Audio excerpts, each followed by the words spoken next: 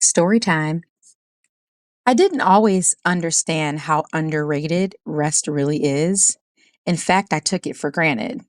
When I was in seminary in Houston, I was about my mid to late 30s, juggling health challenges and the weight of school, of course. I noticed something strange. Like every time I tried to study, read, or concentrate, I felt like immediately drowsy. It was clockwork. I begged God to help me stay awake. I tried everything, y'all. Brisk walks around campus, endless cups of coffee, watching something funny, blasting some bright lights around the apartment. But no matter what I did, the moment I opened my work, like fatigue hit me like a wall. One afternoon, feeling pretty defeated, I sat on my couch with my books beside me. Before I could even open one, I heard the Holy Spirit speak. His voice was clear, loving, and firm. Go to sleep. And at first, I resisted. Surely God didn't mean that, right? I mean, sleep was the problem, not me. But in his voice was assurance that help would come if I only rested first. So I did. I lay down, I closed my eyes, and I let God give me space to rest. And so when I woke up, something shifted. Like my body was refreshed, my mind was clearer, and I had energy I didn't know I could access. More than that, my trust in God deepened. I realized his voice never led me into harm, even if something was as simple as sleep. That moment taught me that Hebrews 4 describes as Sabbath rest. God himself worked, then he rested.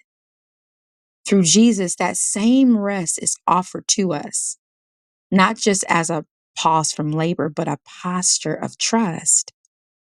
So here's the thing: trust and belief go hand in hand. In one hand, I believe this is true for me, therefore I trust. And on the other hand, you could say something like, and because I trust, my belief becomes even stronger. But what happens when I don't trust? When I lean on my own understanding instead of God's? Well, Proverbs 3:5-6 reminds us to trust in the Lord with all your heart and lean not on your own understanding. My own understanding told me, Danica, keep pushing, keep fighting fatigue, just try harder. God's wisdom said, daughter, rest. Trust me with what comes next. So here's the question I'm holding on to this week, and I want to share it with you. In what ways have I allowed my lack of trust or belief to underrate true rest in God? Real rest doesn't just happen when life is easy. Real rest is choosing to trust God, even when deadlines are looming, even when uncertainty is heavy, even when our own logic says push through. So, family, when I finally obeyed and slept, the reward wasn't just physical energy, it was peace. My trust in God grew. My ears tuned more clearly to his voice over my own doubts or the enemy's lies. So, welcome to Rest is Underrated Series 1.